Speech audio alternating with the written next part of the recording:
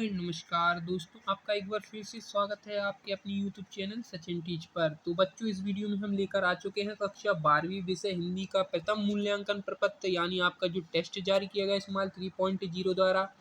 आपका पूर्णांक है 20 नंबर का। फुल सॉल्यूशन हम इस वीडियो में लेकर आ चुके हैं बच्चों, तो आपको कहीं जाने की ज़रूरत नहीं है। तो चलिए शुरू करते हैं। आपको यहाँ दिनांक डाल लेनी है, ठीक है बच्चों। फिर आपका यहाँ विद्यार्थी का नाम और विद्यालय का नाम डाल लेना है। तो दोस्तों, ये 20 नंबर का टेस्ट है जो कि फुल सॉल्यूशन हम लाए हैं। इसी प्रकार अगर आपको सभी विषयों की सॉल्यूशन चाहिए तो आप हमारे चैनल को जरूर सब्सक्राइब करें। तो पहला क्वेश्चन है दोस्तों, भाषा के अंतर्गत क्या आता है? पढ़ना, लिखना, बोलना या उपयुक्त सभी? तो दोस्तों, इसका जो आंसर हो जाएगा वो हो जाएगा उपयुक्त सभी।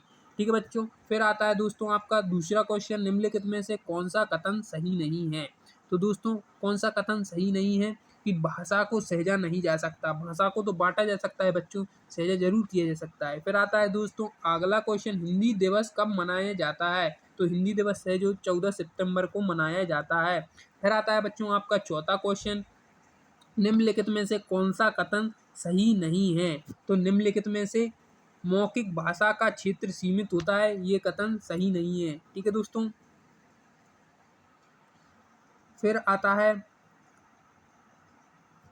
सॉरी बच्चों, इसका आंसर जो होगा जो सीमित नहीं होगा, इसका आंसर होगा मौखिक भाषा स्थायी होती है। फिर आता है हिंदी भारत वर्ष की है। तो दोस्तों, ये राजभाषा है हिंदी भारत की।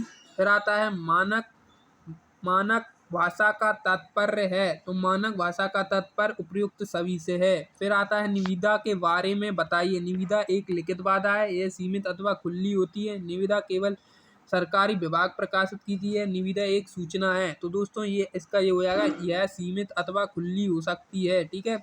फिर आता है फिर आता है आपका आठवां क्वेश्चन, अच्छे कार्यकाली पत्र की क्या विशेषता होती है? संक्षिप्तता, शिष्टता, तारतम्यता। तो दोस्तों, इसका आंसर जो हो जाएगा वो हो जाएगा उपयुक्त सभी।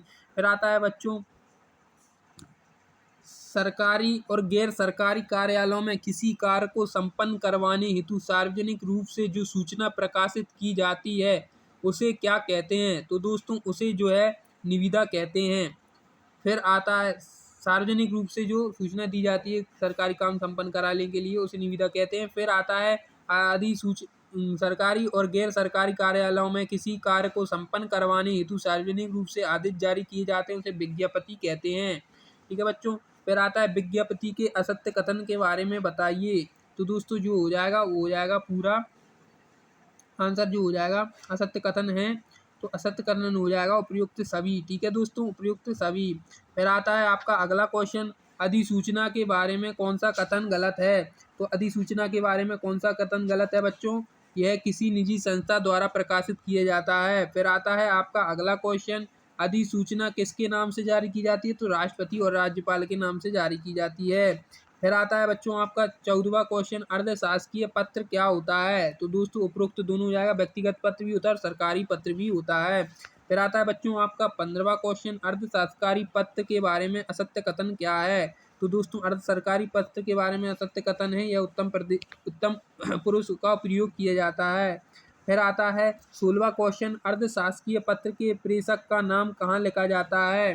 तो दोस्तों, इसका जो आंसर होगा वो हो जाएगा आपका नीचे बाईं ओर। फिर आता है आपका 17वां क्वेश्चन बच्चों, अर्धशासकीय पत्र के बारे में प्रेषिती का नाम लिखिए। तो अर्धशासकीय पत्र के बारे में प्रेषिती का नाम नीचे बाईं ओर लिखा जाता है। भाषा के रूप हैं तो लिखित, मौखिक।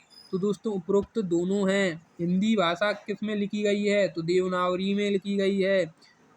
वह शास्त्र जो किसी भाषा के शुद्ध को बोलने लिखने का ज्ञान कराए कहलाता है व्याकरण शास्त्र कहलाता है। तो बच्चों, ये था आपका कक्षा 12वीं का फुल सॉल्यूशन जो कि हमने बता दिया है। आशा करता हूँ आपको वीडियो पसंद आई होगी। वीडियो पसंद आई होगी तो इसी प्रकार सॉल्यूशन पाने के लिए आप हमारे चैनल सचिन टीच को सब्सक्राइब करना बिल्कुल ना भूलें। मिलते हैं अगली वीडियो में। आप सभी का दिन शुभ रहे।